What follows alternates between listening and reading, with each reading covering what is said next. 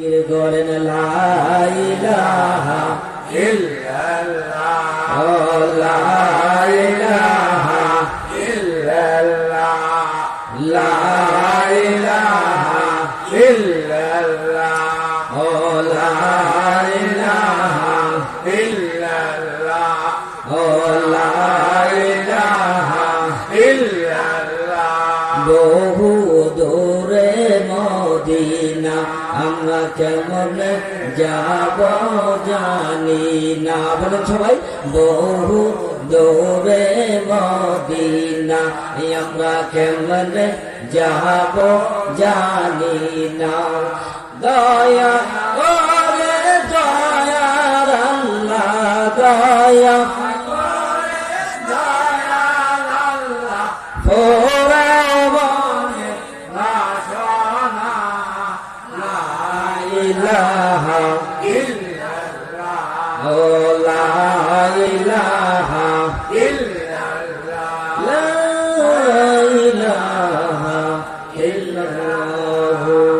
মুহাম্মাদুর রাসূলুল্লাহ সাল্লাল্লাহু আলাইহি ওয়াসাল্লাম।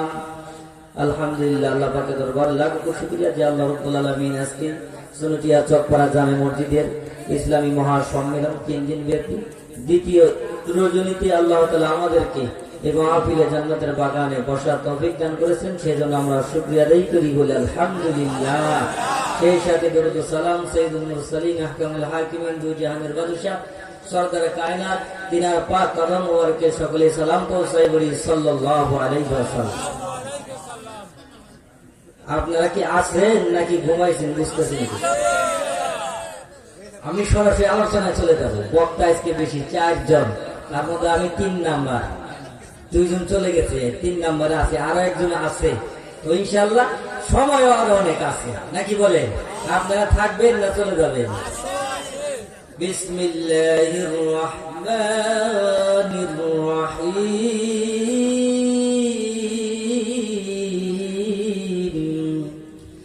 লাকাদ কানা লাকুম ফি রাসূলিল্লাহি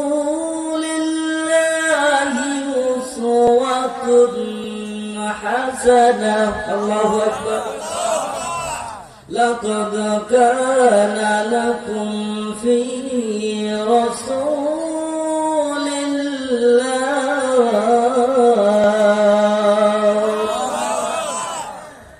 ربنا আলামিন ডাকতে বলেন, দুনিয়ার মানুষ রে, আমি রব্বুল আলামিন এমন একজন মানব, এমন একজন রাষ্ট্রনায়ক, এমন একজন মডেল আমি আল্লাহ সৃষ্টি করেছি, আমি আল্লাহ বানাইছি, দুনিয়ার জমিনে তোমাদের মাঝে প্রেরণ করেছি।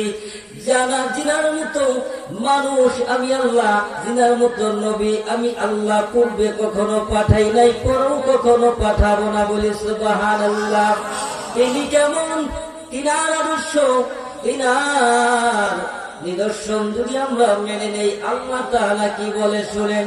আল্লাহ রাব্বুল আলামিন বলেন, দুনিয়ার মানুষ আমি এমন একজন আদর্শবান ব্যক্তি, এমন একজন নায়ক, এমন একজন মডেল তোমাদের মাঝে দুনিয়ায় প্রেরণ করেছি, যার চরিত্র দেখে, যার ব্যবহার দেখে, যার ব্যবহার, যার চরিত্রটা তুমি যদি তোমার জীবনে ধারণ করো, আল্লাহ রাব্বুল আলামিন ডাক দিয়ে বলেন, আমার এই বন্ধুর আদর্শ যদি তোমরা তোমার জীবনে, তোমার বাস্তব জীবনে, তোমার সাংসারিক জীবনে, রাষ্ট্রীয় জীবনে, সাংসারিক জীবনে, খেতে কামারে, যত ধরনের তোমার কর্মজীবন আছে, সেই জীবনের ভিতরে যদি তুমি ফিট করতে পারো, আমার এই মডেলের মতো যদি তুমি হতে পারো, আল্লাহ বলেন আমি তাকে এমন একটি পুরস্কার দেব, যেই পুরস্কারের কথা আল্লাহ রাব্বুল আলামিন কোরআনের মধ্যে বলেন, ফাদখুলি ফি ইবাদি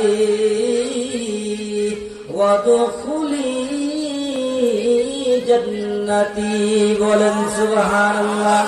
আল্লাহ বলেন, দুনিয়ার মানুষ আমার বন্ধুর আদর্শ যদি তোমরা বাস্তবায়ন করতে পারো, তোমার ভিতরে ফিট করতে পারো, আমি আল্লাহ ওই বান্দা বান্দির আমলনামায় জান্নাত লিখে ধন্য করে দিব। বলেন সুবহানাল্লাহ। ঘুমাইছেন নাকি? সুবহানাল্লাহ সাউন্ড তো কম হয়েছে, সুবহানাল্লাহ সাউন্ড তো কম কে? বলেন সুবহানাল্লাহ ফজিলত বলবো, আল্লাহ নবী বলেন, হে মানুষ, দুনিয়ার উম্মত, তোমরা যদি দুনিয়ার জমিনে একবার যদি কেউ সুবহানাল্লাহ বলা, এই সুবহানাল্লাহ বলার বিনিময়ে আল্লাহ রাব্বুল আলামিন তোমাকে এমন একটা জান্নাতের ভিতরে ঘাস দান করে দিবে, যেই ঘাসটা এত বিশাল ছায়া আবৃত্তি যুক্ত হবে যে একটা তেজিমান ঘোড়া, সেই ঘোড়ার উপর একজন সোয়ারি, পারদর্শী সোয়ারি, সে সোয়ারি হয়ে যদি এই ঘোড়া 500 বছর সেই রাস্তায় গাছের ছায়ার নিচে যদি দৌড়ায়, তবুও যেখান থেকে সে গেছে আবার সেই জায়গায় আসতে তার 500 বছর লাগবে। বলেন সুবহানাল্লাহ। তাহলে এরকম একটা বিশাল বড় জান্নাত দিবে, এই গাছ দিবে। এখানে তো নয়, আল্লাহ নবী ডাকতে বলেন, দুনিয়ার মানুষ, এই জান্নাতি গাছটা তোমাকে শুধু দেওয়া হবে না। আমরা যেরকম দুনিয়ার জমিনে জমি রেজিস্ট্রেশন করি, আমাদের নিজের নামে কবলা করি, যেটা আমরা বাংলা ভাষায় বলি, আল্লাহ রাব্বুল আলামিন ওই জান্নাতের ভিতরে ওই গাছটা আমার আপনার নামে রেজিস্টার করে দিবে। বলি সুবহানাল্লাহ। এখানে তো নয়, বাজান যারা সুবহানাল্লাহ বলতেছেন না, যারা মাহফিলের বাইরে আছে, দেখেন তারা কি এই ফজিলত পাবে নাকি? আল্লাহ রাসূল বলেন, এখানেই তো নয়, কাল কিয়ামতের ময়দানে বান্দা দুনিয়ার জমিনে কোন না কোন গুনাহের কারণে যদি জান্নাত জাহান্নামে যদি হয়ে যায়, এই বান্দা মনটা খারাপ করে জাহান্নামের দিকে যায় আর পিছনে পিছনে ফিরে যায়। দেখবেন যদি আপনার সন্তানকে আপনি মারেন, বেশি রাগ হয় আপনার, সন্তান আপনার ভয়ে যাবে আর পিছন দিকে তাকাবে। কথা বলেন ঠিক কিনা? আল্লাহ নবী বলেন, এই বান্দা জাহান্নামের ফয়সালা হয়ে গেছে, জাহান্নামের দিকে যায় আর পিছন পিছন ফিরে যায়, জাহান্নামে যাইতে মনে চায় না। এইবার যখন জাহান্নামের কাছাকাছি চলে যায়, ওই যে বান্দা দুনিয়ার জমিনে সুবহানাল্লাহ বলেছিল, সেই গাছটা কি জান্নাতের ভিতরে আছে কিনা বলে।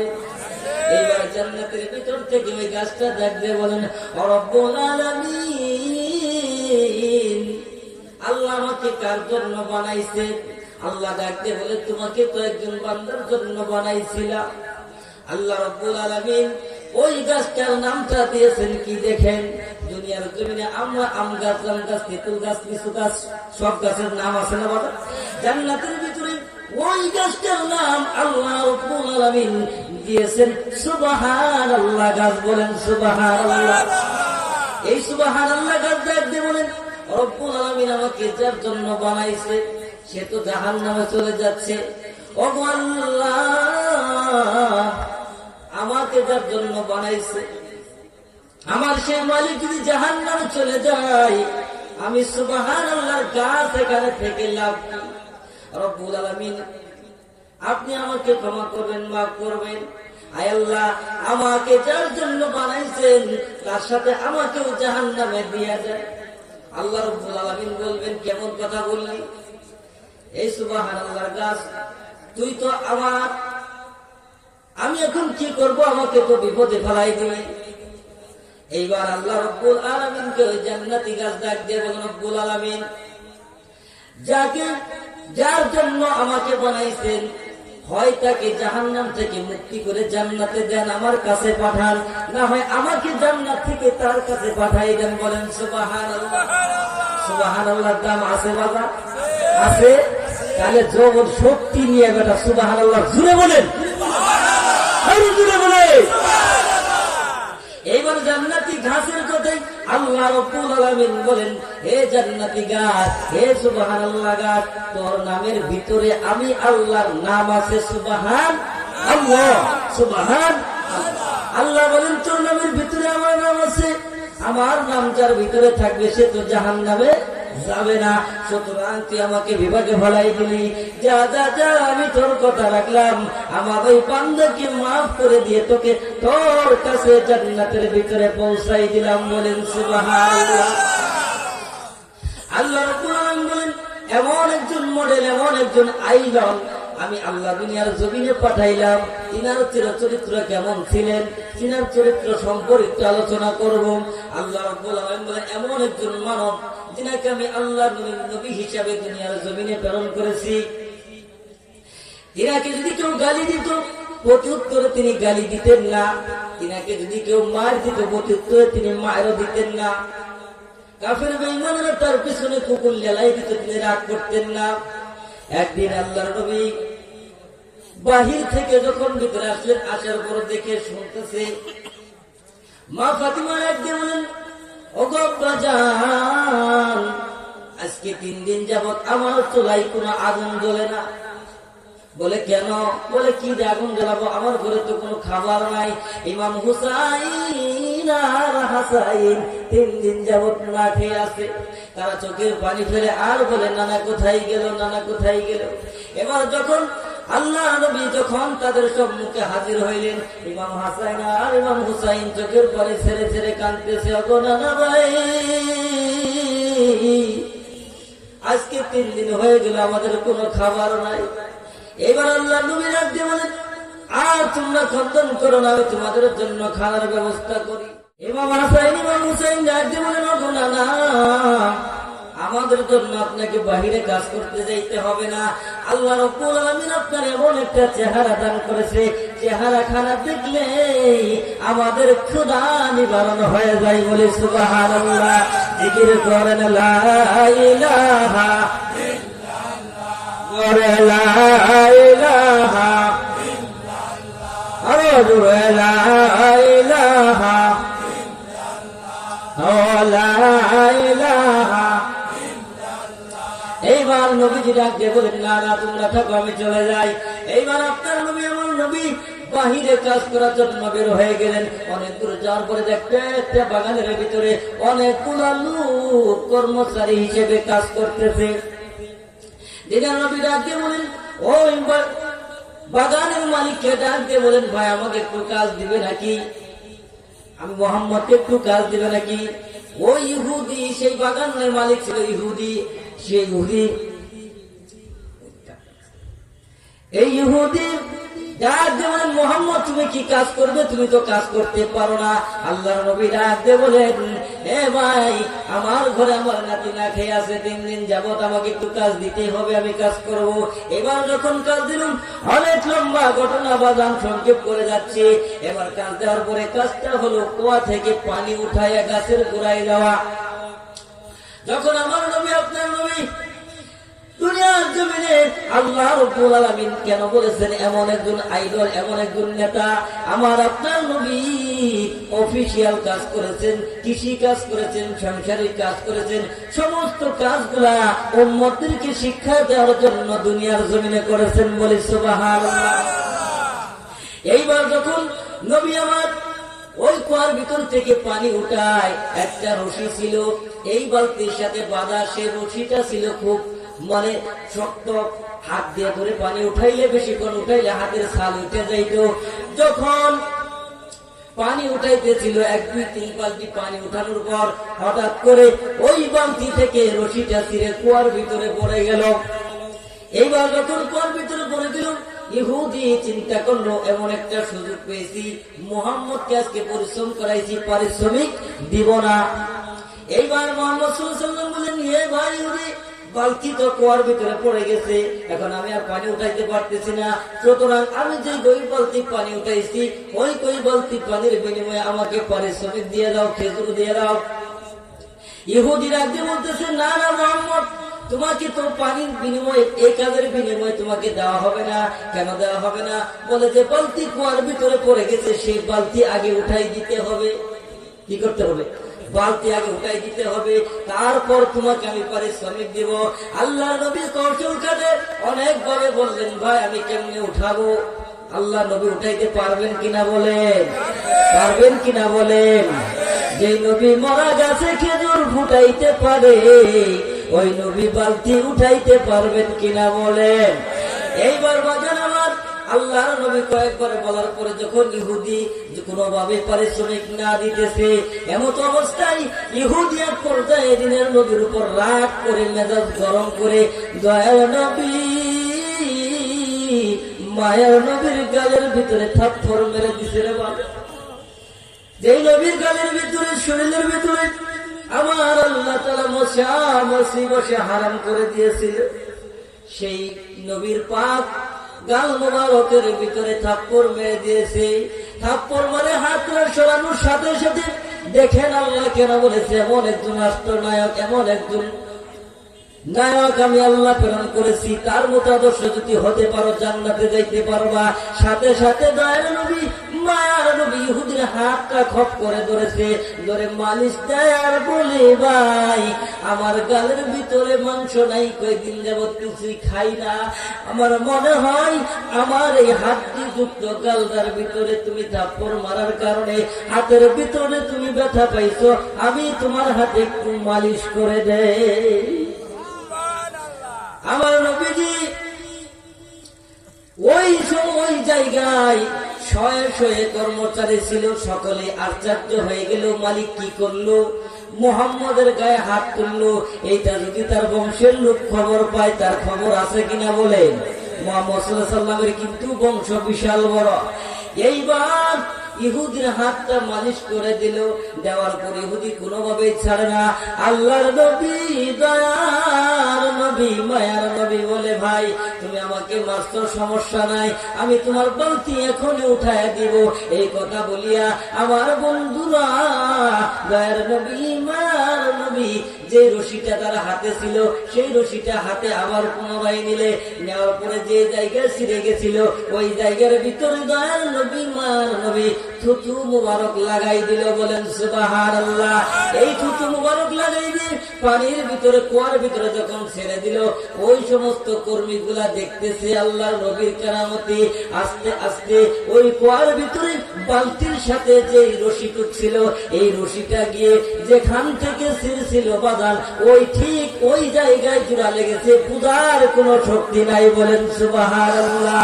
এইবার দয়াল নবী মায়ার নবী আস্তে আস্তে বালতিটা উঠাইয়া ইহুদির কাছে বুঝাই দিয়া দয়াল নবী মায়ার নবী খজুর নিয়ে চলে আসছেন। আসার পরে ইমাম হাসাইন ইমাম হোসাইনের মুখে দিতেছে, তারা খাইতেছে। নানা ভাই খাও, নানা ভাই খাও, সুন্দর করে খাওয়াইতেছে, তারা খাইতেছে, খুশি হইতেছে। এই নিমেন টাইমে এই ইহুদি চিন্তায় পড়ে গেল, হাই হাই রে কার কালে হাত দিলাম। বাড়িতে যাওয়ার পরে খালি অন্তরের ভিতরে মনের ভিতরে কাঁপে। যখন দেখবেন কোন বড় ধরনের অন্যায় করেন নিজে নিজে কিন্তু বলেন মনে মনে এটা কি করলাম, এটা কেন করলাম, এত রাগ কিসের জন্য করছিলাম? কথা বলেন ঠিক কিনা? এই ইহুদি চিন্তায় পড়ে গেল।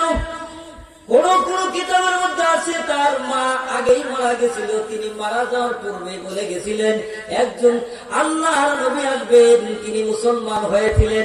মুহাম্মদ সাল্লাল্লাহু আলাইহি ওয়াসাল্লামের কাছে মুসলমান হয়েছিলেন, তিনি বলেছিলেন এমন একজন নবীর কাছে আমি মুসলমান হয়েছি, এই মুহাম্মদ কাহারও প্রতিশোধ নেয় না। তিনি চিন্তা করলেন এই তো তাহলে তিনি। আবার কোন কোন বর্ণনা আছে তার মা জীবিত ছিল, তার মাকে গিয়ে বলল, তার মা বলল এটা তুই কি করেছিস? এমন একজন নবীর গায়ে হাত তুলেছিস যিনি সত্য নবী, এর মধ্যে কোনো সন্দেহ নাই, সুতরাং তুমি হাতটা কেটে ফেলো।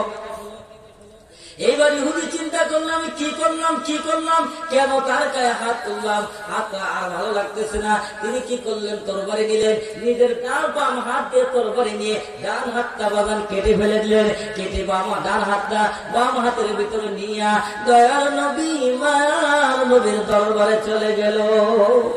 এইবার এদিকে আপনার আমার নবী নাতিদেরকে খেজুর খাওয়াইতেছে। এই নিমেন টাইমে নবীদের একজন সাহাবীর সাথে ওই ইহুদির সাক্ষাৎ। তিনি বললেন, হে ভাই মুহাম্মদ সাল্লাল্লাহু আলাইহি ওয়াসাল্লাম কোথায় আছে? তিনি বললেন, মুহাম্মদ সাল্লাল্লাহু আলাইহি ওয়াসাল্লাম তো ভিতরে তিনার নাতিদেরকে খানা খাওয়াইতেছে, এখন তো দেখা করা যাবে না। ওই ইহুদিরা একদিন আমার জরুরি দেখা করতে হবে, কারণ আমি এমন একজন লোকের গায়ে হাত তুলেছি বুঝতে পারি নাই, আমি আমার হাতটা কেটে ফেলে দিয়েছি, কাটা হাত তার দরবারে এনেছি তার কাছে ক্ষমা চাওয়ার জন্য। বলেন সুবহানাল্লাহ। এইবার যখন ওই সাহাবী দয়ার নবী মায়ের নবীকে ডাক দিয়ে আনলেন, আনার পরে নবীজি আবারও বলতেছে, ভাই আমাকে যে মারছেন আপনার মনে হয় রাগটা থামে নাই? দেখেন কেমন নবীটা। আর আমাকে আপনাকে যদি একটা থাপ্পড় মার উল্টে 3 থাপ্পড় দিয়ে ঘুরে খাওয়াইতাম নাকি? তোমারও গামছা বাইন্দে আয়েস তোমার কত জোর আর আমার কত জোর আছে। এই জন্য আল্লাহ বলেন তার ভিতরে এমন চরিত্র আমি আল্লাহ ফিট করে দিয়েছি। যদি আমাকে আপনাকে কেউ গালি দেয়, একটা গালি দিলে ওরে বাবা 3 গালি দিয়ে দেই, এটা আমাদের চরিত্র। কিন্তু আল্লাহ নবীর চরিত্র কেমন ছিলেন? তিনি আবার বলতেছেন, এ ভাই মনে হয় তুমি আমাকে মেরেছো, তোমার রাগ থামে নাই, সমস্যা নাই, যদি রাগ না থামে রাগ থামানোর জন্য আরো মারতে হলে মারো। ইহুদিরা আগে বলেন নবী গো, ইয়া রাসূলুল্লাহ, ইয়া হাবিবাল্লাহ, নবী গো, আল্লাহ রাব্বুল আলামিন এমন একজন নায়ক দুনিয়ার জমিনে প্রেরণ করেছেন। তিনি ওই ইহুদিরা আগে বলতেছেন, ইয়া রাসূলুল্লাহ, ইয়া হাবিবাল্লাহ, নবী আমার, আমি আপনাকে মারার জন্য আসি নাই, ওগো নবীজি, আমি আপনাকে যে হাতটা দিয়ে মেরেছিলাম, আমি অন্যায় করেছি, ভুল করেছি, আমি আমার অন্যায়, আমি আর ভুল প্রায়শ্চিত্ত করেছি, আমি বুঝতে পেরেছি, আমার ভুলের প্রায়শ্চিত্ত হিসাবে আমি আমার ডান হাতটা কেটে বাম হাতের ভিতরে এনে পড়েছি আপনার দরবারে।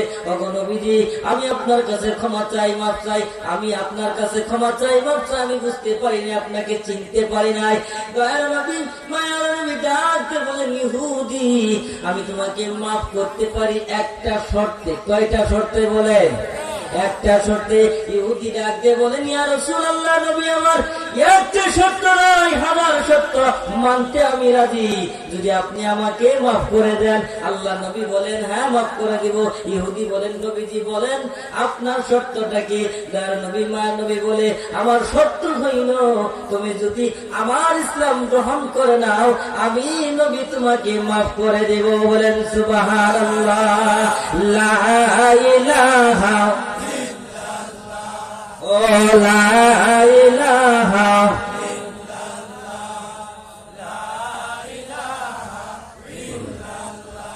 আল্লাহ আল্লাহ আল্লাহু লা ইলাহা ও আমার আল্লাহ আল্লাহ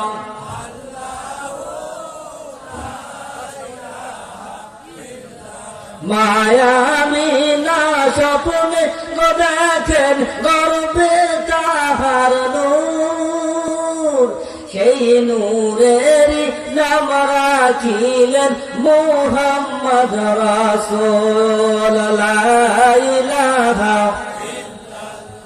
জোরে লা ইলাহা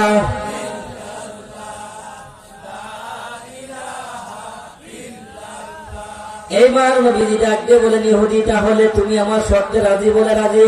তাহলে তুমি পড়ে নাও, লা ইলাহা ইল্লাল্লাহু মুহাম্মাদুর রাসূলুল্লাহ।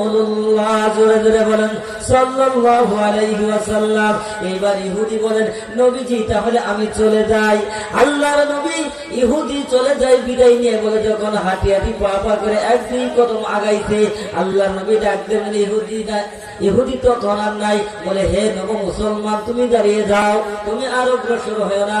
বলেন, ইয়া রাসূলুল্লাহ, ইয়া হাবিবাল্লাহ, নবী আমার, আবার কি কোনো আমি অন্যায় করলাম নাকি? আল্লাহ নবী ডাক দিবেন, না না, তুমি অন্যায় করো নাই, তুমি ইসলাম গ্রহণ করেছিলে, তার পূর্বে ছিলে তুমি কি? ইহুদি। তোমার দেনা ছিল একটা কি? কাটা। ইহুদি হইয়া একটা দেনা কাটিয়া তুমি আমি নবীর দরবারে আসছো, এখন মুসলমান হইয়া যদি আবার সেই কাটা দেনা নিয়ে ফিরে যাও, আমার ইসলামের মান সম্মান থাকবে না। বলে সুবহানাল্লাহ। আল্লাহর নবী বলেন, এই ইহুদি, এই নব মুসলমান, তোমার হাতরা আমার হাতের ভিতরে দাও। গায়ের নবী, মায়ের নবী ওই নব মুসলমানের হাতরা তার নিজের হাতের ভিতরে নিয়া ছোট মুবারক লাগাইয়া দিয়া আবার যেই পাকনা থেকে হাতরা কেড়েছিল সেখানে বসাই দেওয়া। ওই নব মুসলমান পরে সাহাবী হওয়ার পরে ওই পাগল ডাক দিয়ে বলেন, আমি নিজে সাক্ষী, আল্লাহর কসম করে বলি, গায়ের নবী, মায়ের নবী যখন লালা মুবারক থুতু মুবারক লাগাই দিয়া আমার হাতরা বসাই দিল, সাথে সাথে আমার হাতরা পূর্বের চেয়ে আরো ভালো হয়ে গেল। দেখছেন নবীর কি চরিত্র, চির চরিত্র। আমাদের যেহেতু আটকা আটচর বলা কথা আলাদা আছে, ওটা আমি কাটিয়ে দিই, আবার আরো ঘুরে চর মারবি। কথা বলেন ঠিক কিনা? এটাই কি আমাদের চরিত্র? এই চরিত্রের নাম কি নয়? চরিত্র নয়। একটু জিকির করেন, আল্লাহ আল্লাহ আল্লাহ আল্লাহ আল্লাহ আল্লাহ আল্লাহ আল্লাহ আল্লাহ। সবাই জবান খুলেন, আল্লাহ আল্লাহ। সময় থাকতেন আরে মানুষ হবে হুঁশিয়ার, মালাকুল মউত তোমার পিছে ঘুরছে সর্বদা, মালাকুল মউত তোমার পিছে ঘুরছে সর্বদা। আল্লাহ আল্লাহ আল্লাহ আল্লাহ, সকলে আল্লাহ আল্লাহ।